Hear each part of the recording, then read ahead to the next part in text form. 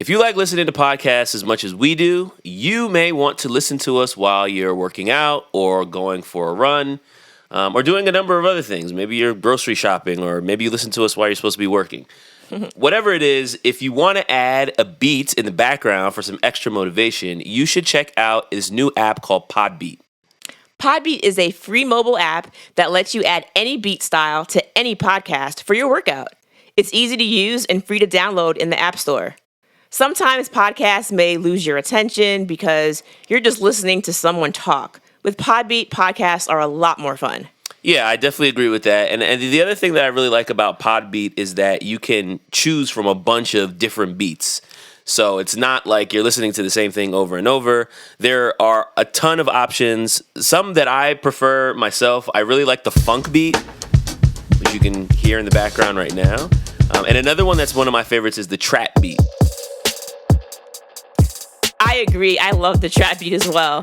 I also really like that for each beat I pick, I can change the treble, the BPM, the volume, and the bass levels. I'm like my own DJ. It's a lot of fun. Definitely check out Podbeat in the App Store or also on Google Play Store for Android users. Okay, on to the show.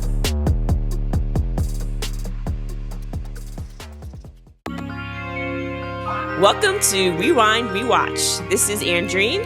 And I am Joel. We are siblings who are rewatching 90s films and basically discussing how well they aged. We'll be talking about any themes that come forward from the movies, any funny quotes, and then at the end, what we're going to do is basically give it a rating of 1 to 5 out of 5 rewinds. Yes, indeed. Before we get started on this week's movie, I just want to say that when this episode comes out, it will be officially my 40th birthday. Oh, wow. There you go. Happy birthday. Thank you. If you want to sing me a song real fast or... I wasn't. No. I want to give you the chance to do that. No, I appreciate the opportunity. I did say happy birthday. You did. So that counts for something. I guess. And we'll do stuff, to celebrate your birthday. So I don't feel like I need to sing on top of that. Okay, well, if anybody who's listening wants to sing her a song, if you feel free to leave a voice note or something. But I'm gonna skip on that. All right. So this week we have yet another listener request. You guys are killing it with the requests, so keep them coming in. They're coming in, and they're great ones. Yeah. So today we're talking about Jurassic Park. This movie is from 1993. This is a very, very popular Steven Spielberg film. I feel like most Steven Spielberg films are pretty popular. Yes. But yeah, this is another one of them ones for sure. Heavy hitter for sure. This movie is so currently it's streaming on Netflix, and it's you got to say currently because yes. Everything they switch their content so often now. It's like you got to catch it quickly. Yeah, they all do. But I just kind of wanted to give people the opportunity they want to watch it to know where they can possibly find it. Right. And actually, the way they talked about it on Netflix, they say that this movie is an adventure film. That's how they have classified it. How would you have classified it? I think adventure. I mean, I was saying action, but action adventure works because you have these animals. What's the difference between action and adventure? When I think of action, I'm thinking more like car chases and guns. Okay. And there were no guns. Well, no, there were guns. There were guns. And there were cars. And there were chases. Oh. So action adventure. so actually action adventure. How about that? So we talked about Steven Spielberg, and I just decided to look up his extensive filmography here, from all the films that he's made. And his first directorial feature film was 1964, which was an amateur film. And then he started putting out more stuff in the 70s. Jaws was probably the first big movie that he made. And that was in 1975. But looking at the films that he made just in the 90s. All right, you ready for this? Let's go. 91, Hook. Ooh. 93, Jurassic Park and Schindler's List. Oh. 97, Lost World Jurassic Park, which is number 2, and Amistad. Oh, wow. And then in 1998, Saving Private Ryan. So he's a beast, basically. He had a pretty good 90s, I'll say. It's a decent decade for Mr. Spielberg. Yeah, that's pretty amazing, actually. It's like no misses. None. Yeah. So, I think last week I did the whole one sentence summation of the movie, so I believe it is your turn. Okay, it's my turn. One sentence summary of Jurassic Park. An ambitious investor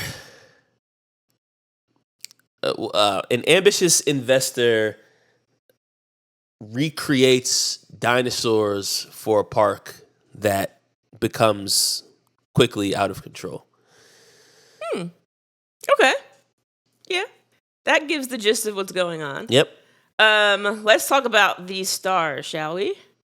So the two main characters I think of, and they're not like very popular, at least to me, are Sam Neill and Laura Dern are the first two faces I think Laura about. Dern's pretty popular. Laura Dern, but wasn't she in Big Little Lies? Yep, that's her. I'm not gonna not be rich. Listen, I'm not gonna have you. this could be like a positive thing. I will not be rich. Sam Neill, I feel like I don't really know much of what he's done. I feel like I really only know him from this movie. Right. I'm looking him up here to see if there's other things. He was in Dead Calm, which was not a super popular movie. He did come back to play this same character in Jurassic Park 3, and then in Jurassic Park 6, which is called Jurassic World Dominion. He's done a bunch of TV stuff, but he was in The Hunt for Red October. Okay, that's a big movie. But yeah, he's definitely most known for this one Jurassic Park films, and he's from New Zealand. Oh, okay. He had a very like Australian type of accent to me, like that type of. Well, yeah, I mean, they all sound the same to me. I don't really know the differences between Australia and New Zealand. It's just like Australia light. I don't know. They're both beautiful countries, so I've heard. Yeah, right. I haven't been to either one either, but it's on the bucket list. And then of course we have Jeff Goldblum, the star of the show. I mean, favorite character by far. What else can you say? He's giving you everything he needs to give. Everything. Throughout the entire film. He's just everything. It's just like he's just giving you line after line, joke after joke. Yes. And Dr. Malcolm is the man. They also have Sam Jackson shows up here. Hold on to your butts. That is the line that, of course, stands out. And just this movie came out in '93. So you forgot Newman. I didn't forget. Oh, okay. Whoa. All right. I was about to get there. Oh, okay. All right. Get there. Jumping the gun. Sorry. Going back to Sam Jackson real fast. So this came out in '93. The very next year, he does Pulp Fiction, which people love. And spoiler alert, I don't. Spoiler alert. Spoiler alert, it stinks. I tried to watch. That's not a spoiler. That's not what a spoiler is. Spoiler alert, I hate this movie. That's not what that means. I went into the movie like hype, like, oh, it was about to be so good, and I was like, that's it. Like, it wasn't for me. I'll say that it wasn't for me. It's a lot going on, and the only thing that really stands out to me is like when they put the thing in her chest to bring her back to life, and then I feel like there was some male rape scene. Yeah, and that's like really the only two things I really remember. But again, I've only seen this movie once myself, so I feel like maybe I need to watch it again and see if I appreciate it more. Mm-hmm. But I do feel like Tarantino movies. This is a huge aside because we're not talking about a Tarantino. You love or you hate. Yeah, like I feel like he makes movies that are either like you're all in or you're just like, what the hell did I just watch? Exactly. Yeah. And then I also wanted to say real fast, he also did Die Hard with a Vengeance was in '95, Deep Blue Sea was in '99, and then later on, of course, the biggest and best movie he's ever made was Snakes on a Plane. Of course. 2006. So I just wanted to point that out. I don't know how you came to that conclusion. Wait, what was the one that he did with Yes, They Deserve to Die and I Hope They Burn in Hell? What's the name of that movie? I don't know what that is. You do. Have I seen this? You've definitely seen it. He's been in a bunch. I was trying to narrow it down because I didn't want to talk about everything he's been in. Nah, I mean Samuel Jackson's been in like 1,000 movies. Kill Bill, Changing Lanes, No Good Deed. A Time to Kill. A Time to Kill. That's what it's called. Okay. Yes, they deserve to die, and I hope they burn in hell. That's from 1996. 96. Yeah, I'm like, you've definitely seen this movie. Yeah, okay. Man. So, we got 94, 95, 90. I mean, this guy's in a hit every year in the 90s for the most part. I didn't want to go through everything because, like, we'd be here forever. And then, of course, I'll go ahead now and talk about Newman. There we go. Hello, Newman. And the whole time, like, his, like, his name is Dennis Nedry, and I'm like, no, this is just. I'm just calling him Newman the whole time because why am I calling him anything else? Nedry worked though. He was a pretty Nedry-ish character, I guess. Yeah. And then I don't know if you caught this because I don't think you're like an SVU Law and Order kind of person, but B.D. Wong was in it. He's one of the clinical psychologists on SVU, and he played one of the geneticists. So it's funny. I saw B.D. Wong when I'm watching Jurassic Park for the rewatch. And I'm like, yo, I definitely know this dude from somewhere, but I couldn't figure out where it was. And it wasn't from SVU because I don't watch that. But he played the priest in the prison on Oz. I've never seen random. Oz, so yeah. And he was also in Gotham, the TV show. He played Hugo I did Strange. watch that. Oh, yeah. Exactly. Oh, my gosh. Yeah. Crazy. Okay. And he has not aged at all.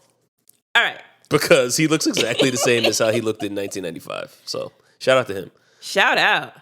All right, so let's get into the actual film, shall we? All right, I'll just get started. So, the main two characters that we first get to know and love are, well, you know what? I'm going to take it a step back just for 1 second. I was about to say, I'm going to take it a step back. We got to start from the tippity top. I'm going to take it a step back. So, the movie opens up, right? And we're off the coast of Costa Rica.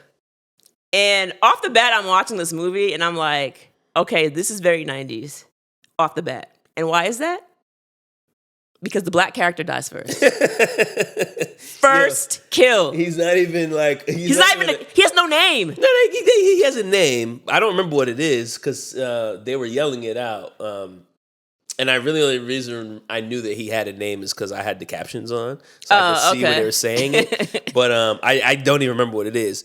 And I'm like watching this, and I'm like, I've seen this movie mad times, and I don't remember this scene at all. Like I had zero memory of the movie starting with like, hey, these dinosaurs are mad dangerous and people are gonna die. Like it was like, we're letting you know before we even show you to open the credits that like these dinosaurs actually are not here for any of this. Right. Basically, they're trying to transport this dinosaur in this huge crate, and it's not properly secured. And one of the guys who works at the park basically gets chomped. He's supposed to lift the gate. Yeah, and then the dinosaur is just like, nah. Like, I got my own plans. And then he got chomped to bits. So basically, this is kind of what kicks off the whole storyline because after this black employee is brutally murdered, basically there's now a $20 million suit from his family. They're suing, basically saying like, this is not safe. And so they have this guy, his name is Donald. He's the lawyer for the investors. And he's basically doing an investigation. And in order to keep the park open, essentially, they need to have two experts who can sign off on the safety of the island so that the insurance companies will back off and basically say, it's okay for you guys to proceed. So that's kind of how we arrive at needing people to come to the island to see, what the heck is going on. You talk about how, like, the movie starts with the black guy dying immediately. And I feel like, the other black guy, spoiler alert, also doesn't make it. But I feel like it's one of those things now that it's become such a joke. Like, it was always a joke in the black community. And now, like, white people everyone knows know about it of like, oh, so now I feel like when you watch movies, they're like consciously trying to keep the black characters alive. Oh, yeah. To, like, the second or third person. Yeah, it's like, let's not do the thing that we always do because they're onto us.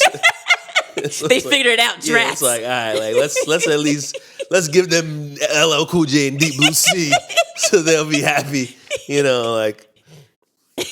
Yeah. Yeah. So basically, after that, they take us down to the Badlands of Montana, and this is where we meet Dr. Grant and Dr. Sattler. Yep. Now, Dr. Grant is a paleontologist who, of course, I know studies fossils. Thank you to Ross Geller. That's how I knew what that was. Because not from like going to museums. No, friends. From friends. Friends. Okay.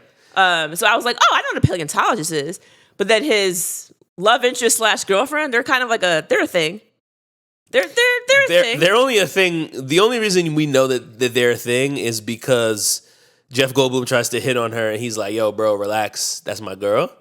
But at no point in their interactions do you actually recognize that they're a couple. At least I didn't. It just felt like they were coworkers. They felt familiar to me. Yeah, for sure. They were familiar. There was no kissing or anything, but I still felt like even the conversation about having kids at some point was kind of like, do you want kids? I kind of felt more familiar.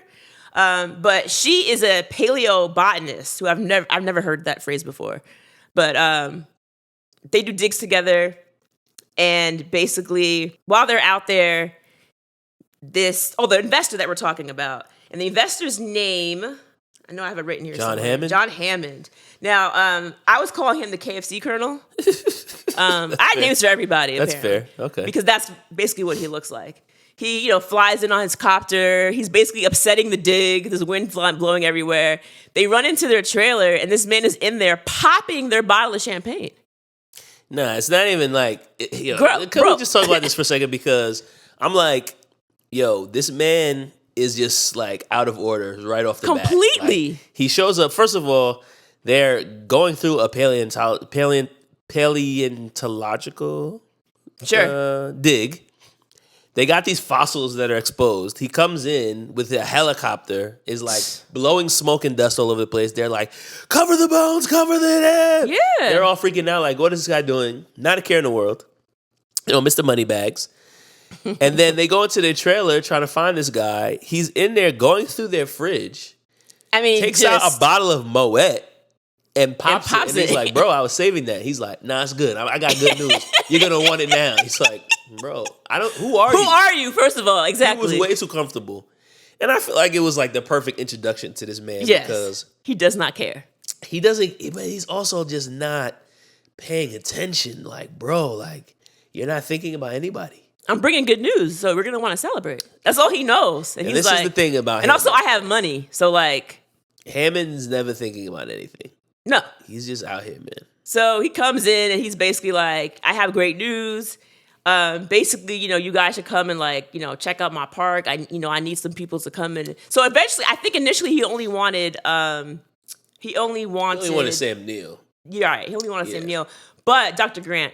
But he's like, oh, like, you're a paleobotanist. Like, it would be helpful to have you along on the team. Like, you should come on too.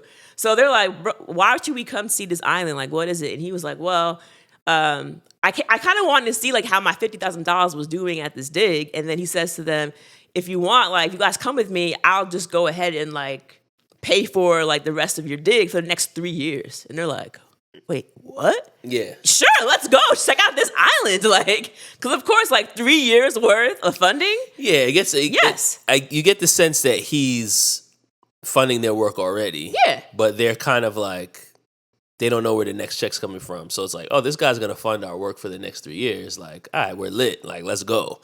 But he doesn't tell them what they're in for. And that's what really upset me, because it's like, all I know is I'm coming to see, like, again, he says I'm building a park. Right. So they're like, okay, it's about to be like Six Flags? Like, cool. Like, what is this for? And also, like, why do you need us to be there? It's not very clear as to what's going on. He doesn't warn them about dinosaurs or anything. So then, of course, like, the movie cuts, and now we're in Costa Rica, and this is where we see Newman. And hello, Newman. And he is basically the head of the security systems at the park, and he meets this person from Biosyn, and basically he gets offered $1.5 million if he's able to get viable dinosaur embryos out of the country. And he makes a comment about Dr. Hammond, like, basically being cheap with him. And he's like, yeah, like, don't underestimate me. And I guess he feels like he's being slighted financially. And so he's like, yeah, if I can get this payday and steal these, dinosaur embryos, like, I'm lit. It's a come up. I actually got the sense that he reached out to them on some like, yo, I don't feel respected here. We got some crazy stuff going on. You want in? Yeah. And then they were like, oh, yes. Like, because basically this is like next level medicine, I guess, scientific, cloning. Yeah. They're basically DNA cloning. So right. Then it's like, all right, like, nobody else has this tech, and I'm going to steal it and give it to you to get me this money because I'm working for this guy. I'm doing mad things that he's not even appreciating, and I'm underpaid. So, like, yeah, I would basically just screw him over and get my payday, and I'll be lit. I mean, to be fair, he probably was underpaid, because for him to be running security for that entire park, and it's one person who's doing that by himself. And it comes up later in the film of like, oh, no, you're talking about money again. Like, come on, just do what I'm asking you to do. And he's like, bro, like, you actually don't know how to do any of this exactly. stuff. Without me, you are screwed, which and we that's see. exactly what happens. It's like, yo, y'all needed Newman. Newman knew that you needed him. Exactly. Pay him well. It's exactly. It's not like you don't have the money. Pay your employees. Message. Because honestly, this could all be avoided. And so we go back to the helicopter now, and we see Dr. Grant and Dr. Sattler are on their way into the island, and we also get to meet Jeff Goldblum's character, Dr. Ian Malcolm. Now, he is what's called a chaos mathematician. And I was like, bro, what is this? So I went to Google, and I was like, what is a chaos math? Because this English brain does not do math. And I was like, I don't understand what this is. You understand what chaos is? Yes, but I mean, to me, all math is chaos. So that's why I was like, I'm not quite sure how to make it. Anyway, so I went to Google it, and not to lie, it was still a little bit unclear to me. So then I typed in chaos theory for dummies, and this is what came up. Oh, you did a deep dive. Because I needed to know. Oh, okay. So it basically it says that it describes the qualities of the point at which stability moves to instability or order moves to disorder.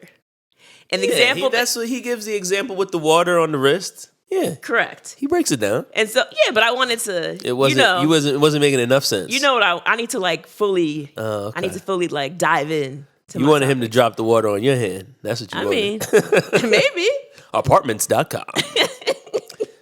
And I mean, Dr. Malcolm was giving bars the whole movie. Nah, he goes crazy. This is like Jeff Goldblum in his full like Jeff Goldblum-ness. Yeah, it's like how we had Christopher Walken when we did Batman Begins. And he's just like doing Christopher Walken things. Like I feel like this is like Jeff Goldblum's like in his full bag. And I feel like this was also like one of those movies it's a movie that like everybody saw. Yes. So then it's like one of those things where if you see Jeff Goldblum, especially if you're of our generation where you might not have seen him in stuff in the 80s, then it's like you're kind of relating him, or you're like relating him in your mind to this film and the character that he plays. And I feel like he's kind of like played off of that. Yeah. Like he kind of uses that same Dr. Malcolm swag in like Apartments.com ads and like all the other stuff. And they also brought him back for like, I think they made 6 Jurassic Parks and he's in like 4 of them.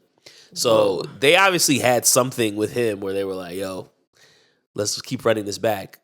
And I feel like Dr. Malcolm kind of serves as the voice of reason, where it's like he's, like it's like what we talked about on the Scream episode, how you had the Randy character. Like I feel like that's what he's doing here, where it's like, yo, like I'm actually telling you from the beginning that like this is a bad idea because you're trying to control nature, and nature actually can't be controlled. Cannot be controlled. Because that's literally what evolution is. It's like nature is going to do what it has to do to survive, and it will change what needs to be changed. So you can't control the environment, bro.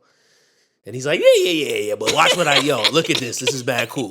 It's like, bro, like you're not listening. And that was the thing, like he basically has him come into the park, and he does this like little, it kind of reminds you of going to like Universal Studios and you sit down in those rides where they strap you in and there's a huge screen and it's like 3D and you're on a roller coaster ride. So he's doing this again, trying to make an amusement park for, these dinosaurs. It's almost like a zoo, but like with dinosaurs.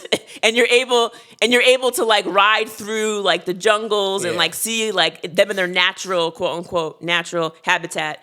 And he's explaining to them like how they're able to clone using the DNA, and how basically because they don't have the full complete molecules or whatever. They don't have the full DNA strand. Right. Because, so they have to basically use frogs to fill it in. African frogs, they said, to fill it in. And they're all sitting back and they're listening to this and they're like, this, science is like very advanced, and it's shocking and it's like, wow. But then it's also like, but should we be doing this? Yeah. Like, is this really? And he really thought they all would be like all in. And he's shocked that they're not like just ready to like be like, yes, we endorse. Because he was like, y'all are not really. And then his lawyer was trash because he was like, oh, like the way this is working, we can charge between like $2 to $10K a day. And so they're like, well, this is great for like the wealthy people, but like, what about like the average Joe who wants to see this? And he's like, well, we could have like a coupon day or something for those who aren't super rich. The irony, of course, is that the lawyer, because the lawyer is not his lawyer. Right. The lawyer is the investor's lawyer. So they're all basically like, yo, like, we actually don't know if we want to continue to back this project. It seems dangerous. Somebody got killed. So he's already coming in kind of with his arms crossed of like, this is about to be some BS. And unless I hear something from these doctors that changes our mind, like the investors are going to pull out. And then as soon as he sees like what they have and he sees like how original it is, he already starts seeing dollar signs. Yeah. He's the first one to switch, which is funny because like he was the one, he's there to represent the investors. So it's kind of like the investors are like, yeah, this is a kind of a bad bargain until he sees everything. And he's like, oh, like we can make mad bread. Like this is perfect. And I think Dr. Malcolm is the most anti. Like I feel like Dr. Grant is more so like fascinated by this. Like I've been studying dinosaurs my whole life, and now I'm actually getting to see and touch them. Dr. Sattler is also kind of fascinated, and then like obviously it is fascinating in the way that the movie shot. I mean, we'll get to that later, but it's just phenomenal. It really is. I feel like Dr. Malcolm is like, this is cool, but like I'm thinking of things, and I think that's why they made his character a mathematician. Yes, like, he's kind of like logic-based reasoning, and he's also like understanding also chaos, evolution, and the nature of nature. Exactly. So then he's just like, yeah, like this actually doesn't make any sense, despite how cool this all looks. Like you're actually trying to play God. And basically, there's a quote. I'm just going to say it now. He says, your scientists were so preoccupied with whether or not they could that they did not stop to think about if they should, which is basically the whole thing. It's like, why are you doing this? Should you be doing this? What is the danger? And Dr. Sattler, the plant doctor, basically does jump in and say something about the fact that, you know, there are poisonous plants that are in the park that have no idea what century that they're in. And like, and also, you know, why do you have poisonous plants in this park at exactly. all? And then she's like, you know, how can you control an extinct ecosystem? Like, because it's like you can't control it. He's like, but y'all don't think this is lit, right? Like that's his whole thing. It's like, we have dinosaurs, but it's mad cool though, right? And then what really was strange about it was, not to mention, not to cut you off, but like the other thing is they also have dinosaurs in there that they have like wild carnivores. They have a T-Rex. But they also have dinosaurs that legitimately like spit venom.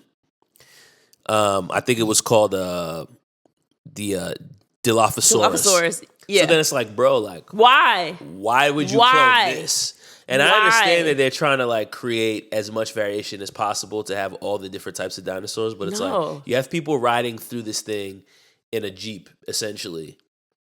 Like, what's stopping them from They can't even drive the Jeep. It's on a track. Oh, right, yeah. It's automatic. It's automatically it's driving them around. So it's like, what's going to stop someone from jumping out of the car? Which is exactly what they do. Right. Like, when they see that yeah, we should have put locks on this, huh? The sick Triceratops. Write that down. It's like, bro, like, what? Yeah, I mean, that's exactly where I was going. You actually took the words right out of my mouth. Like, it doesn't make any sense. Why do you have a Dilophosaurus at all? Dr. Grant was very shocked because he's like, so basically there was one place where they're like in the room and they're seeing this dinosaur getting ready to hatch out of the eggs. And I couldn't help but thinking to myself, like, why are these people's faces so close to this dinosaur egg?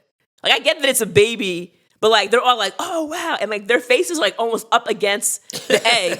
And I'm like, y'all ain't worried this thing might just grab your face or something or bite you. Like, it was very bizarre. Yeah, like, oh, it's so cute. I'm like, what? So we see this thing. It was cute. We see this thing hatch and it comes out, and Dr. Grant's like, wait, what kind of dinosaur? And he's like, oh, Velociraptor. He was like, you cloned raptors? He couldn't believe it because he's like, why would you? Why? Because before when they're on the tour, they're hearing about like brachiosauruses, right? Right. Makes sense. These are the ones that all they do is eat leafy greens. Right. Like they're not gonna bother anybody. Herbivores. Great. Yeah, it's fine. But he's like, why do you have He's like, oh, you want to see? Stegosaurus, Brachiosaurus, Brontosaurus. But it's like, we have a T-Rex. Like, Right. what? It's like, what?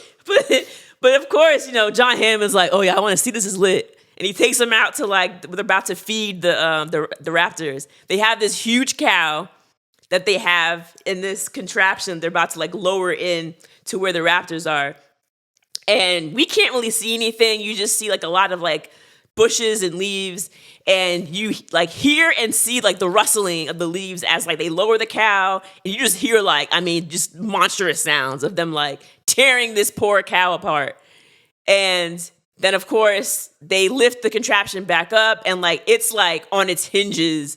That thing looks like it had been completely demolished. And they're like, wait, you have raptors? And they're like, he's like, yeah, fascinating, isn't it?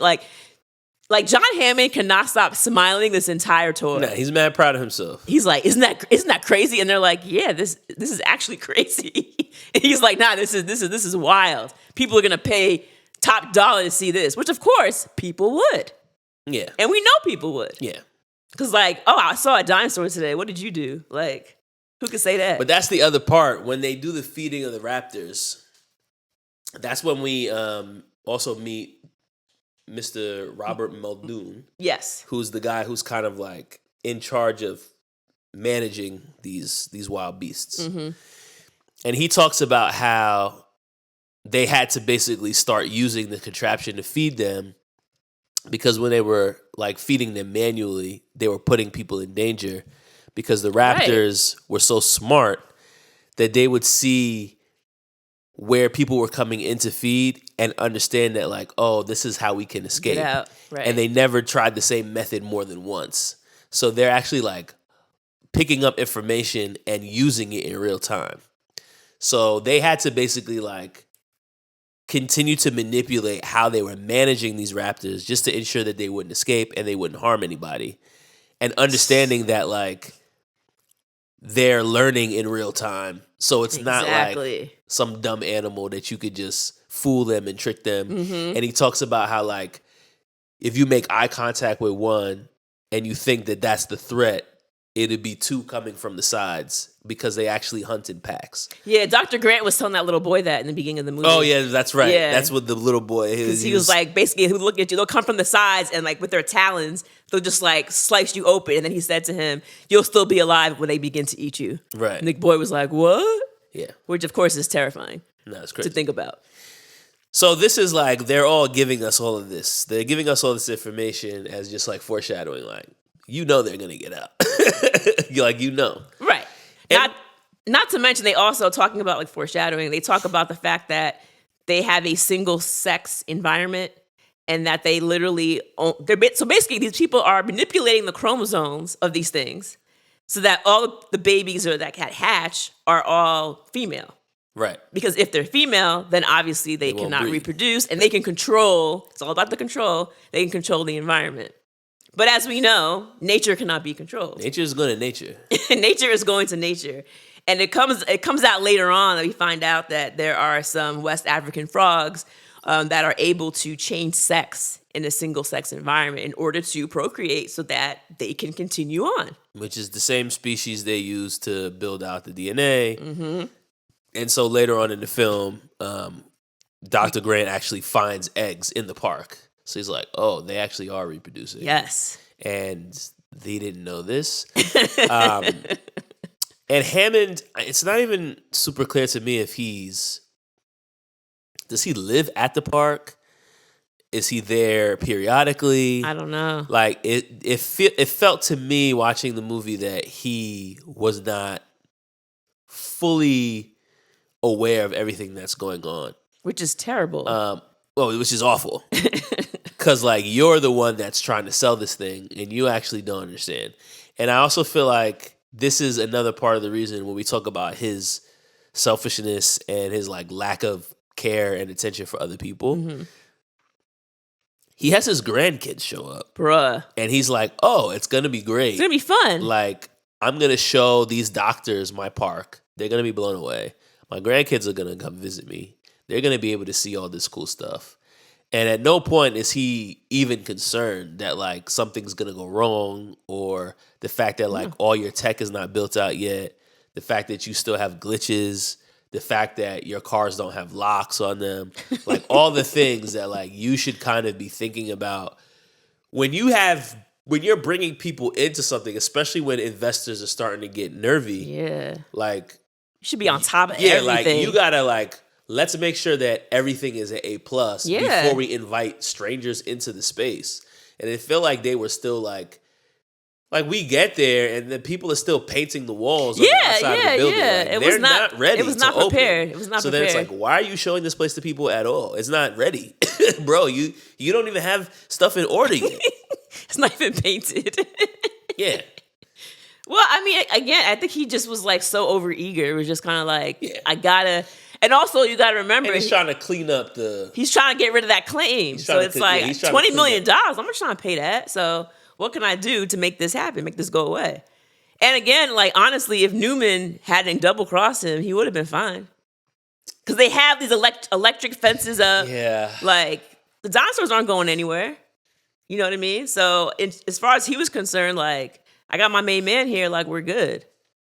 But again, he should have had a team. I mean, having one person on your security is just a terrible idea. And it's also like Newman created the entire security system. So once he like locked it out and left, that was like, it. Nobody else knew how to turn it on. To hack in. Like, you didn't say the magic word. You didn't say the magic word. They have to shut down the entire system just to reboot it, just to turn the security back on. Bruh. Which requires his granddaughter basically hacking into the system to figure it out because nobody else even knows how to do it. So it's like, bro, like, this can't be how you run a multi-million-dollar operation. Like, it can't just be one guy maintaining the entire security system. Cannot be. And a disgruntled employee at that, and an underpaid one. It's like, bro, what are you doing, bro? Your grandkids should not be here. Well, he wanted to show off.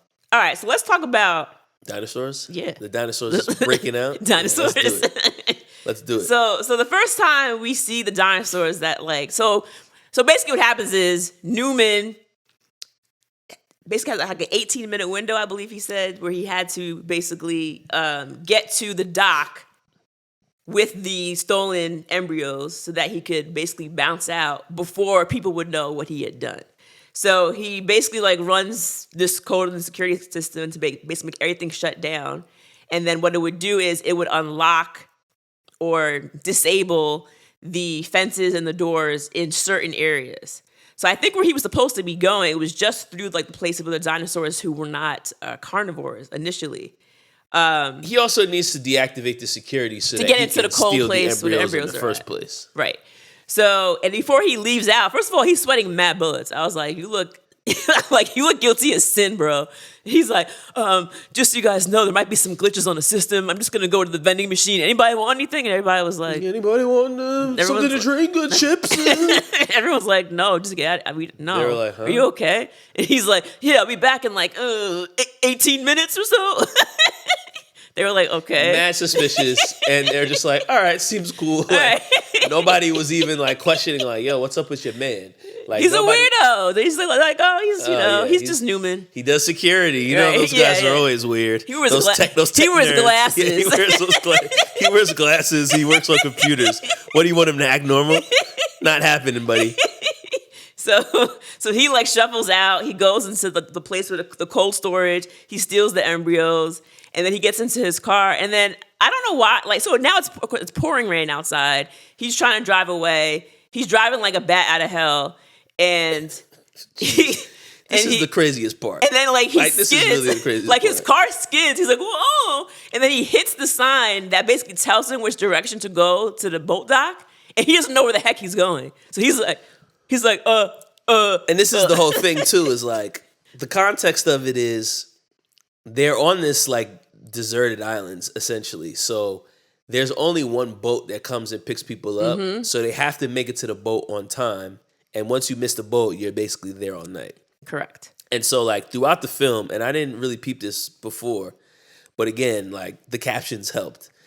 Sam Jackson's character is repeatedly messaging to the staff like, yo, the boat gets here at whatever, 1900 hours. Yep. So, like, you got to be there by 1845 or else Or you're else SOL. or else you're stuck here till tomorrow. And then it's like, oh, also we just found out there's actually a storm coming. Right. So then it's just like, yo, if you're not by the docks, like they're not gonna wait for you. Yeah. So he's talking to this other guy that's supposed to be like helping him steal, and he's like, bro, like I'm coming. Like, don't wait. He's like, yo, I can't wait. Yeah. Like, there's a storm. I'm not getting stuck in the middle of a storm in the ocean. So, like, if you're not here on time, I'm out. Yeah. So he's now rushing, which is real why he's driving like a crazy person. But it's also like, you're in a rainstorm in a jungle. Right. These are the like very dangerous. You can't see where you're driving going. Situation. You've turned off the security, and also you're in a dinosaur park. Right. Maybe drive a little slow. Like he's driving like 80 miles an hour. It's not. Yeah, like it's not worth it to get. Like I understand. Like you're gonna make millions of dollars on this, but it's like I don't know. I also feel like he could have. I don't know. Tried to leave a little bit earlier. Like why did it have to be? Make an excuse. Like I gotta go to the bathroom. The last minute, and then you're driving and like. He was driving like an insane, crazy it was person. crazy. Like, it was DC driving. And like, or Miami driving. Oh, God. Shout out to those cities. No. What's the opposite of a shout out? A shout in. I don't even know. No, a whisper? Yeah, whisper in. Whisper out. Yeah, whisper out. Whisper in. Sorry. Because, driving in both those cities is awful. So he tries to get out. He like crashes the car. Then he gets lost. And he basically ends up. He drops his glasses. He can't see anything. The embryos roll fine. out. I can afford new glasses. It's like, all right, bro. Come on, bro. So he's why did he get out of the car? He was walking down. Like what was So that what about? happened is he's speeding. Remember you said he knocked over the sign. Right. When he knocks over the sign, he starts going in the wrong direction. Correct. And when he comes around on this the edge of a cliff. And he sees, the actual real road is right down there. But he can't get there because he like crash the car into something? It was like hung over like the side of a cliff. So he gets out the car and goes down the cliff to try to tie the cable wire to a tree to pull the truck down so he can get back in the truck and drive on the right road. Got it. Because he's not going to make it down there by just driving it. Yeah. And of course, that's when he runs into the Dilophosaurus. Man, and he's just like talking to it like it's like a little baby, it's a dog or something. He's like, "Hey, buddy." He's like, "Hey, you want to play fetch? You want to play fetch?" And dinosaur's like, "What?" And then he's like, "Look, stick. Look, stick, stupid. Fetch a stick, boy. Look at this stick. Yes. You like a stick? You want to get it? And no wonder you're extinct." He goes back up. He climbs up back to where his car is, and then he like tripped and fell or something. And when he fell down, he turned up, and the dinosaur was in front of him. And the dinosaur basically spit the poison like in his face and in his chest. Yeah, he spit on him twice. But either way, after the second spit, he basically cannot see. So he gets up and he's like trying to get into the car. And when he turns around, he hits his head on like the top of his vehicle and he like knocks himself out. When he falls back, the embryos basically fall out of his pocket. They roll down and he's knocked out now, like just chilling. And then he wakes up and he's like, "Oh man, I gotta get out of here." And he gets into the car, closes the car door, and lo and behold, what's in the vehicle with him? But the dinosaur. And it just destroys him. I don't think he made it by 1900 hours. He did not make it. He made it somewhere. He did make it somewhere. He made it somewhere. Yeah. And of course, it's kind of like we don't feel bad for this character because it's like, bro, you created this whole mess yourself. He created the whole thing problem with his own greed. We also got to talk about the T-Rex with the Jeeps. Oh, yes. Because I feel that scene was everything. It's really phenomenal, man. Everything. And it's crazy because I'm like, we talked about the tech or the lack of special effects Jumanji? when we watched Jumanji and like the how it was monkeys. kind of like the good and the bad. Like the lion looked good, but the monkeys looked awful. And I feel like Jurassic Park is probably a couple years before Jumanji, but to me it's really just a testament to how much money they invested. Because it was like, if we're gonna make this movie, we can't have the dinosaurs looking bad. Yeah. Otherwise, the movie's not gonna come off. So it's like the tech was available, but it's also not Jumanji's like a funny movie. Yeah, so you can afford to like kind of slack, but like if you're actually trying to scare people in the theater and you're trying to get people to feel like they're really in a dinosaur park, like you can't screw around. Exactly. Even the sound effects were like crazy. When the dinosaur opened up his big mouth and like did that roar or growl, it's insane. I was like, oh my gosh. So this is the whole thing, and this is like you're putting your grandkids in danger because they're driving with this motorized cars, and then of course when Newman shuts everything down, now the cars can't move. They stop, exactly. And now they're just stuck in the middle of nowhere. The lights, all the electric fences get turned off, and then you just hear it. Like you just hear it. The 2 cups of water. Yeah. And like boom, boom, boom, and you just see the water rippling, and it's like, good. what is that? It's like, I don't know. Is that thunder? Is that? I don't know. And then, what did they say it was called? Shock tremors? Yeah. Something like that? And so basically, like this when we first see the T-Rex, and we're just like, holy crap!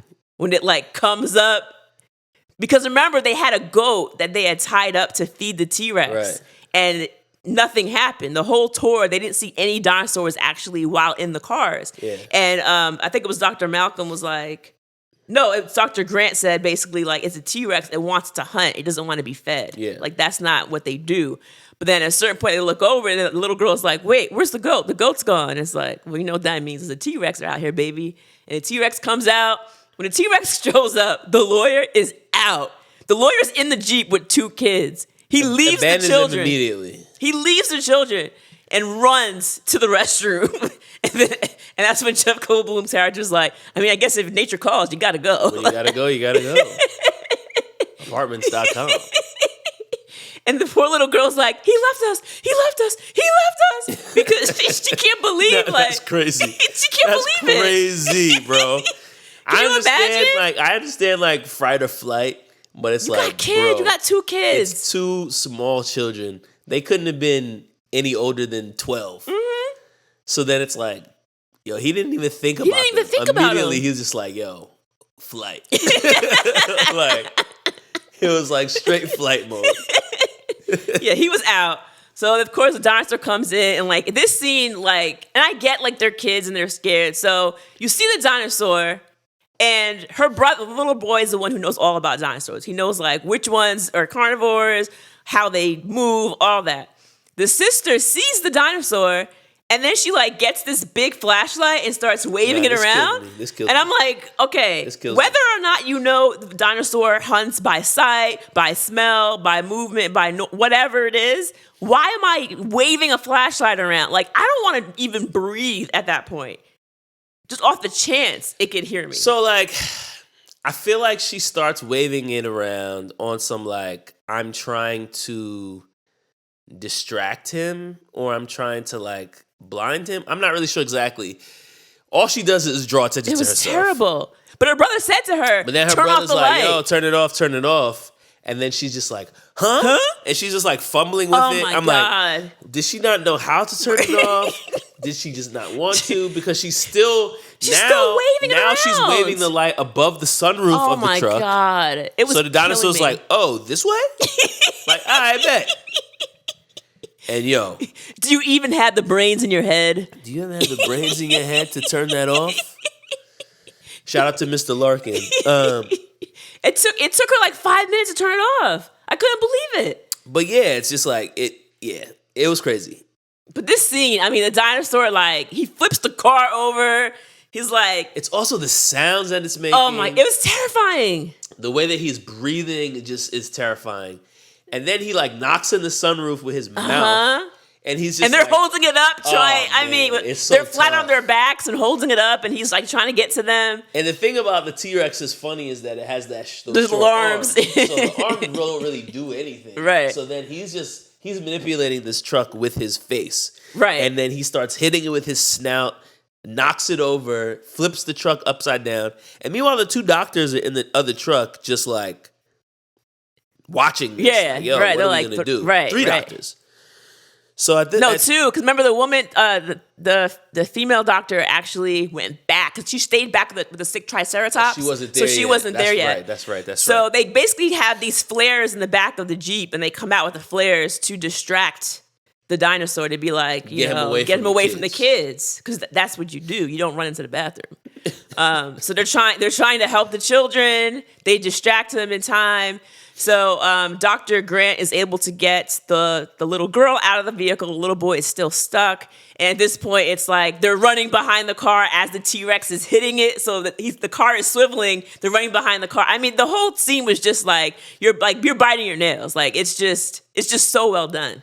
Whenever I watch action movies, I always think about this like as a writer and as someone who's like written creative things and even written films. It's like that's one thing that I can't even like begin to wrap my head around. Like I would not even know where to start when it comes to like writing an action scene. Like the stunts and like because somebody has to come up with that. Like, right. The T-Rex comes out, this happens, he knocks out the thing, he turns the car around, they're chasing around it. I'm like, yo, this is like crazy. And then even when it like knocks the truck over the edge. Oh my gosh. And then it lands in the tree. Falls in the tree. Like, it's so good. So good. And then he finally gets the boy out of the car while they're in the tree. And then the Jeep starts to break the branches. And the Jeep is now chasing them down the tree. I was like, he's like, come on, you gotta go. You gotta go fast. You gotta go fast. It's like, this is so good, man. It was so well done. And unfortunately for Mr. Lawyer Man, oh yeah, he gets chomped. He doesn't make it. He does say his final prayers. So Hail Mary, full of grace. Hopefully she was listening. Yeah. He gets chomped up. My main man, Dr. Malcolm, gets basically... How did he get injured? Survive? Did he get knocked over by the... Yeah, I think what happened was the T-Rex was chasing him, and I think he like went to run, and I guess maybe just the force of him he got thrown or something. Yeah, like I remember him falling into the rubbish, but I don't remember how he fell. Like did he just trip? Did he get... But basically he's basically incapacitated for the rest of the film. Yeah. And what kills me is when Laura Dern's character finally comes back with the Jeep and she's able to collect Dr. Malcolm. She can't find her partner who was with the kids. They basically have to end up sleeping in the park overnight. In a tree. So that they can find their way back. And she gets Dr. Malcolm and they go back to like the home base. And my guy, man... My guy's just laying here with his shirt open, and I'm like, "Yo, what is this?" Like, it looked like he was like modeling for Playgirl or something. I'm just like, "Yo, what's happening?" Isn't he injured? Is this supposed to be like sexy Jeff Goldblum, or it's like, what are we doing here? Well, you got to tend to the injury, so you got to open up. You got to expose the wound. I mean, like, I understand in theory, but it's the way he was laying on the table. Too cool for school. Like, it looked like the George Costanza when George Costanza tried to send the sexy photos. Do I? Yes, I do. That's what it looked like. I'm like, bro, like you look way too cool for somebody who just had like a debilitating injury and just almost got killed by a T-Rex. I just realized we did George Costanza last week and Newman this week. Yeah, a lot of Seinfeld. We got to do Jerry next week. Yeah, I mean. And yeah, that was, I didn't notice that, but that just stood out because I'm like, yo, your man is killing me right now, bro. Like he was so cool. He was so cool. Oh man. So he was in his bag this whole movie. He really was. So then, of course, Laura Dern's character goes back out with the guy who like knows about the dinosaurs. They go back out to find Dr. Grant and the two kids with an actual motor, like power operated vehicle to go get them. And an actual car that can move.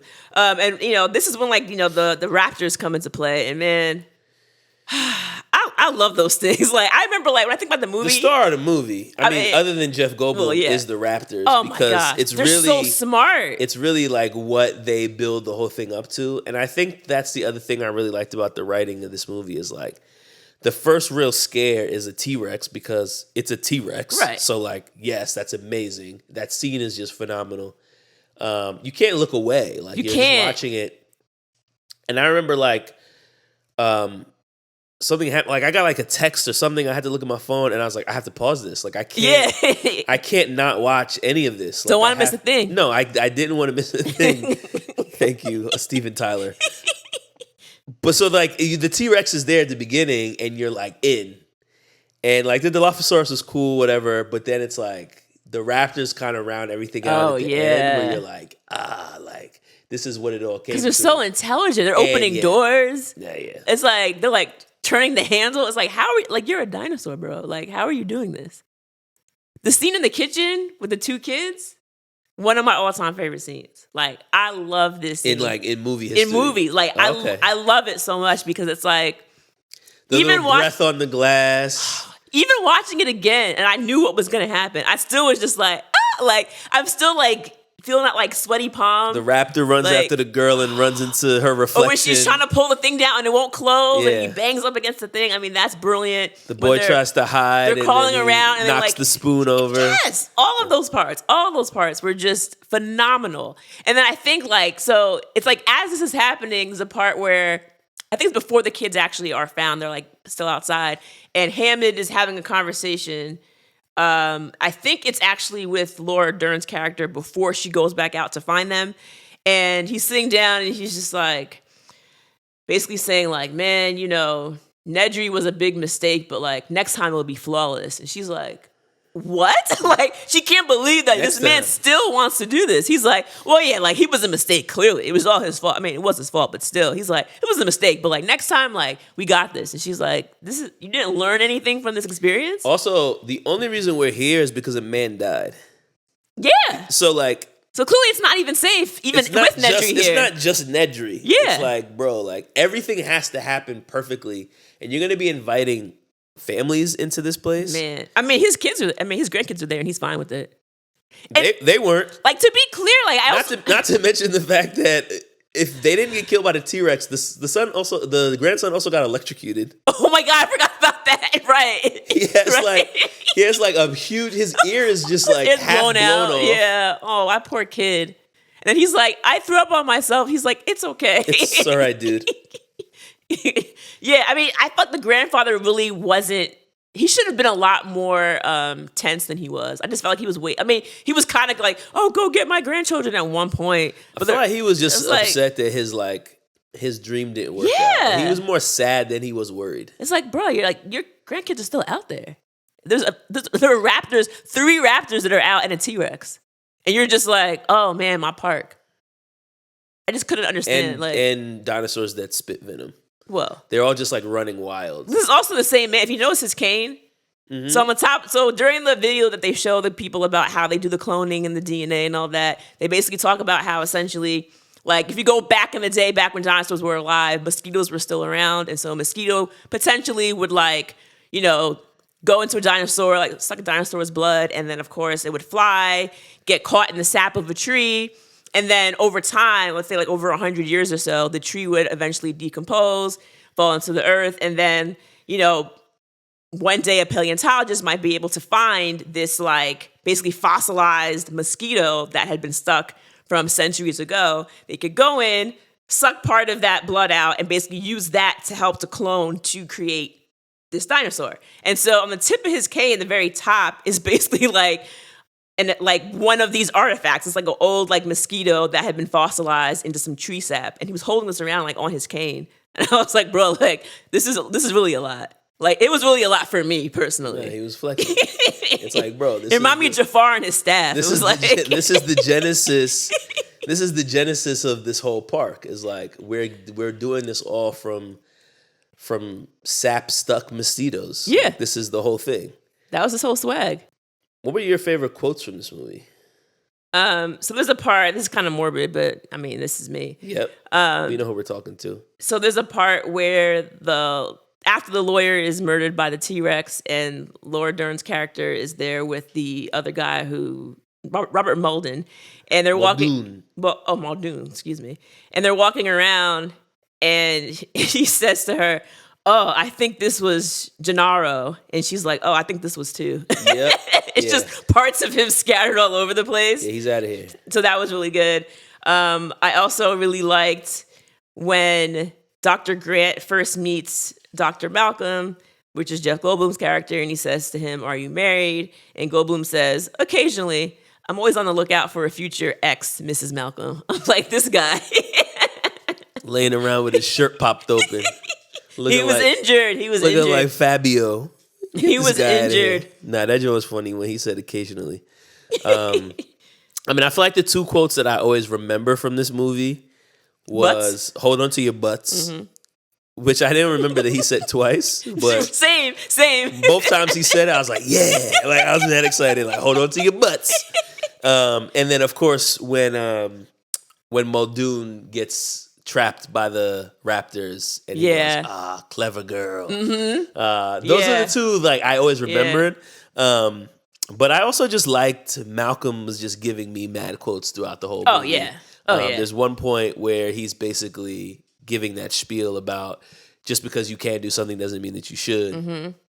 And he's like basically saying like, you are inviting chaos into this environment. Right. And he says, what you call discovery, I call the rape of the natural world. Yep. That was just like mad beast because it's also just like, yo, he's telling you right now. And I remember in the 90s, I don't know if it was as early as 93, but I do remember this being a thing when I was young where they were trying to use DNA to clone sheep. Yeah. There was like some sheep named Dolly or something like that. And I remember that this was like this big like moral conversation going on. Should we around be the doing country. this? Like, is this trying to play God? Is this like something that we should be doing? What happens when you manipulate nature? And so like I feel like when this movie came out, I don't know how the timelines match up, but I do feel like this was like a topical conversation at the time. Obviously, you're cloning dinosaurs, which is like not very realistic, but the theory at the root of the film is kind of like something that I think a lot of people were talking about in the early 90s. Right. Should we be doing this? And another quote that I wrote down was like right at the beginning of the movie because I just thought it was like the best foreshadowing. But when the lawyer first shows up and he's basically like, yo, we got this lawsuit coming. Like, we need to do this, that, and the third. And he's talking to the guy that does digs to find the mosquitoes. And he's like, yo, we have to do inspections, da, da, da. And the guy says, Hammond hates inspections. They slow everything down. And it's like, oh, okay. It's like, this is who we're working for. This is who it is, yeah. We're working for a guy that takes shortcuts in order to get things done quickly. And that's exactly why the park never gets to open. And he basically has to abandon the entire island because now it's infested with dinosaurs. Well, at least for that now. are also breeding. Yeah, I mean, it's a mess. We just get it all over and start all over again. Because at this point, it's so start out of all over again. Oh, he's going to. You got to lose all that bread. Like, you're done, bro. Like, just forget about it. Like, he's not going to forget about it. You can't go back. He's not going to forget about it. He can't. Yeah. So I think I had two more parts. They weren't quotes, but one was when there's a funny scene where they're being chased by the T-Rex, and on the side mirror it says "Object in mirror is closer than they appear." And it's this huge dinosaur running. That was funny. I did like that. And then there's a part when they're in like this huge grand exhibition room with like the all the bones of a T-Rex, and the actual T-Rex is in there, and everyone's running out because the two raptors came in, and then the dinosaur, basically the T-Rex saves them. Because basically the T-Rex comes in and he bodies the raptors. And after he finishes like with his that meal. That allows him to escape. Right. After he completes his meal of raptors, he's like growling or roaring or whatever. And as he's roaring, this banner falls down around him. And it says, "When dinosaurs ruled the earth." And it's like the perfect, like just like the cinematography was just perfect right there. I was like, I love this so much. It's really good. I mean, the shots in the T-Rex scene alone are just like worth the watch. Yes. Yes. And that's not even to speak about any of the scenes with the raptors. So before we do our themes and our ratings, I just wanted to do a quick shout out. So I want to do a shout out to Jenny. Basically, she put me onto this fun fact. I'm gonna say fun fact ? So basically, there's something that's... Is the question mark about whether it's fun or whether it's a fact? Whether it's a fact. Okay. So it's fun fact. Okay. Okay. Fun fact. So basically, there's been something that's been circulating around the internet about a possible tie between Jurassic Park and the Goonies. Have you heard of this? No. Okay, so there's a photo. I'm going to show this to Joelle right now, and then also later on when we post this, we'll go ahead and post this on our IG so you guys can look at it too. Basically, there's this picture, And it shows Nedry's character, the guy who plays Newman on Seinfeld, he's wearing 3 different outfits. And the 3 outfits very closely resemble 3 of the outfits shown on the movie The Goonies. From the kids. This is Corey Feldman? One of the Coreys. I don't know those kids' names. Yeah. But basically, the outfits look very similar. And so... Chunk. So, of course... That's this little chubby kid. Corey Feldman and whoever that other kid is. I don't know his name. Okay. So basically, the theory is that either Steven Spielberg or I'm just gonna say Newman are like huge fans of the Goonies, and that they intentionally had his costume designer, do this.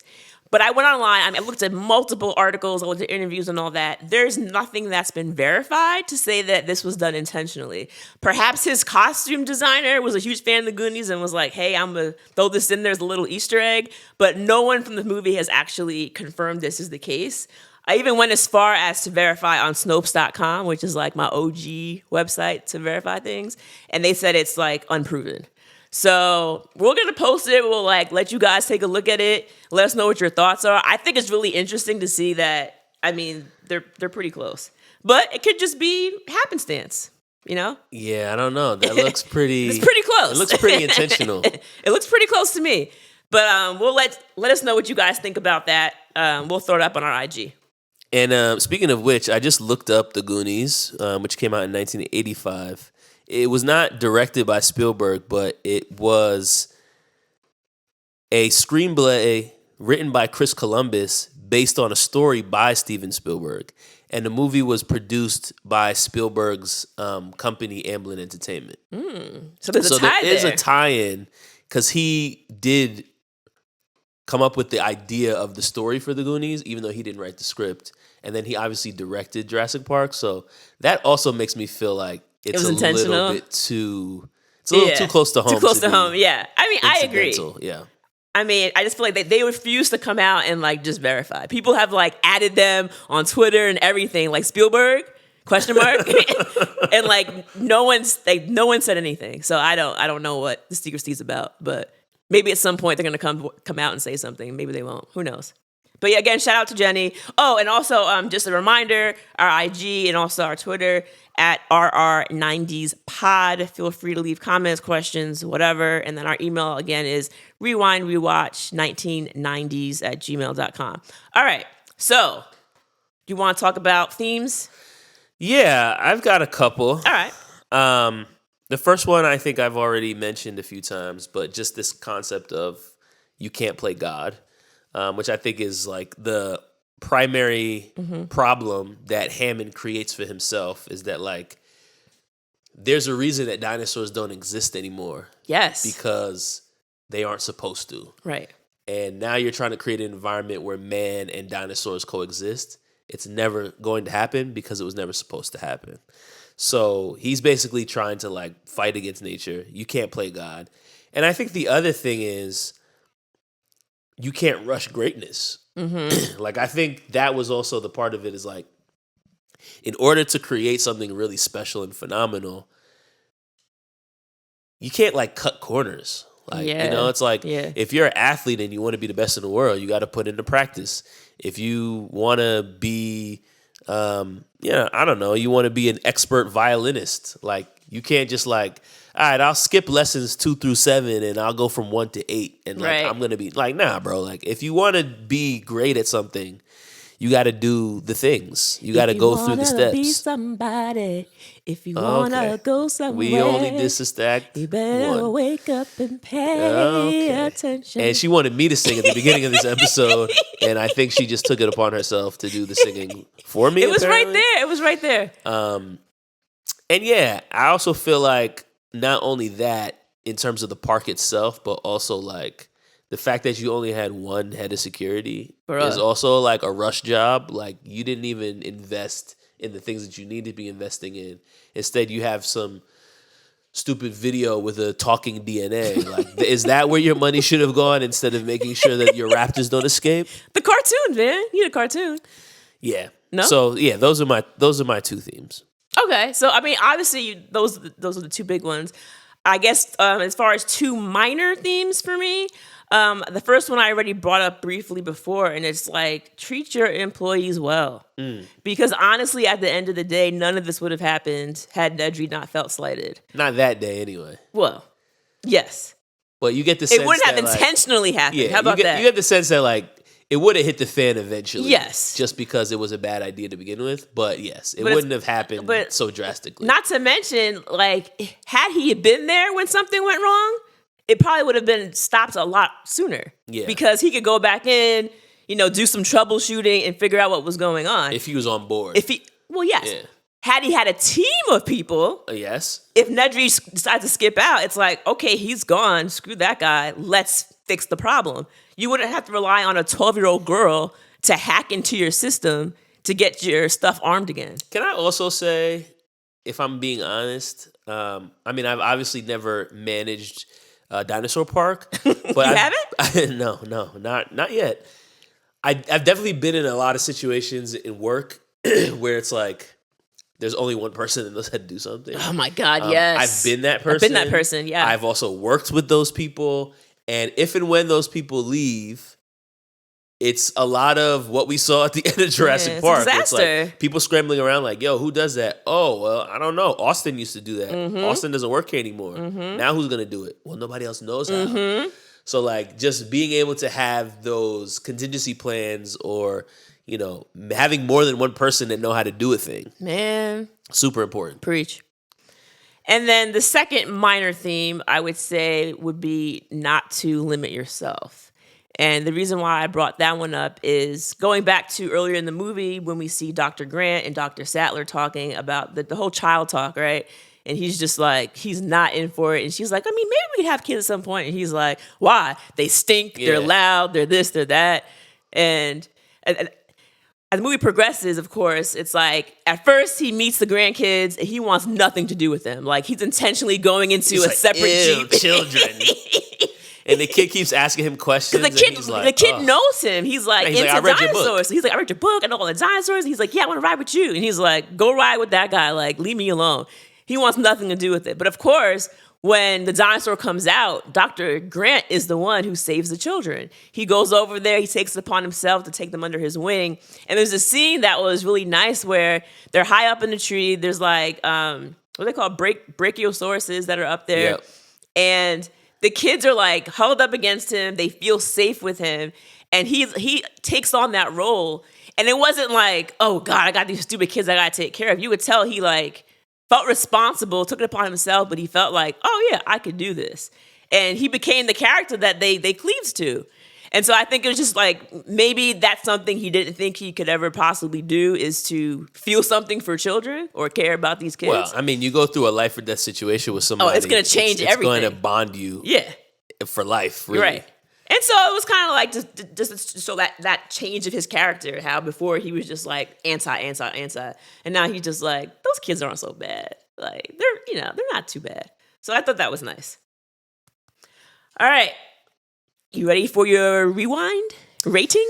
I've been thinking about this for a while. Oh, God.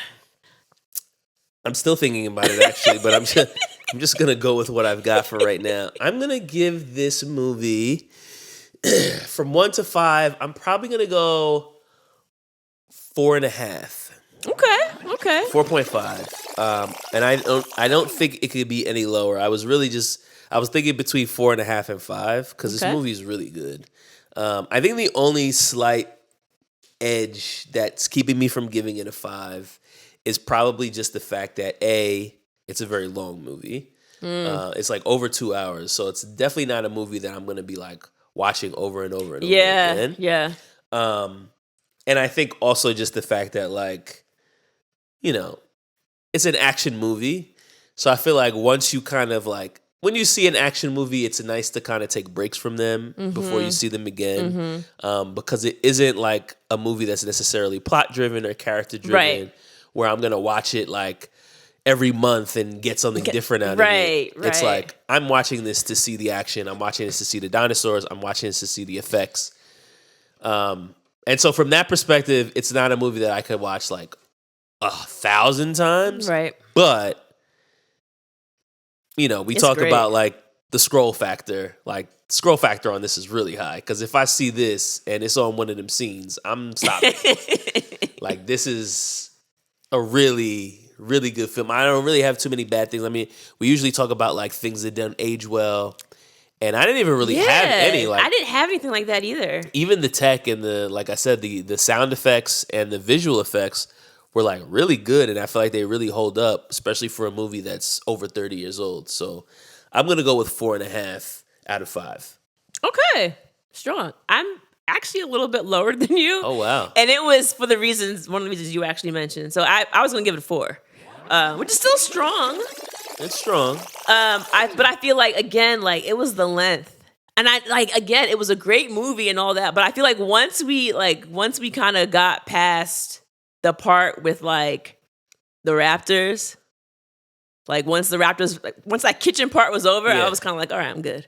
Like, I didn't. Well, the movie's over at that point. They still had. I mean, again, we still had a little bit to go. We still had to like go through the whole exhibition hall and then riding on the dinosaur bones and then like. Oh, you're talking about when they escaped through the vents? Yeah, like in the you kitchen. were over that part. Yeah, I was like, okay, this is cool, and then I was like, all right. Like, it still felt. Maybe it's just me, but like. Yeah, I don't know. That's like the last 15 minutes. The 2 hours for me, I'm just like, bro, like this is just like. Again, would I sit down and watch this again? It goes back to that, and it's like. Yes, I would watch parts of it again, but I'm not going to sit down and watch the whole thing again. So, like you said, yes, if I'm scrolling by and I see the T-Rex come out, I'm going to wait until commercial, depending on what channel you're on, or I'm going to wait until there's like a nice break and I'm like, okay, the action's over, let me change channels and put something else on. Like, I'm not going to watch this again for a number of years because I already know what happened. And like you said, there's not a lot going on with the plot. There's not like, oh, I missed that, and now I circle back and I get this. It's like, yeah, I missed the black guy dying at the beginning, but like... it's not The Godfather. It's not right, like, it didn't really add that much to the plot. So, yeah, I mean, it's a great movie. It's a strong movie. I think people should watch it again. But for me, it's not something that it's like, oh, this is on, turn it on. Nah, it's a 4. It's strong. It's a good. This movie's really good. Like, it's strong. I really had a lot of fun rewatching this, and I was just like, yes. And I'd actually... The last time I saw this movie was maybe 3 or 4 years ago. Oh, okay. So it's like fairly recently, but still like enough time had passed. Ironically, it was like a date. It was one of the early dates that me and my girlfriend had when we went to a drive-through movie. How romantical. Yeah, the Jurassic Park, the most romantic movie. We got there like a little late and parking was kind of a mess. Mm-hmm. So I actually didn't see that first scene. So I really didn't remember it. So I'm like, hey, I didn't even see this the last time I watched this movie. Right. But yeah, this movie's really good. But we would love to hear from you guys. Yes, tell us your thoughts. If you agree, if you disagree, how many rewinds would you give to Jurassic Park?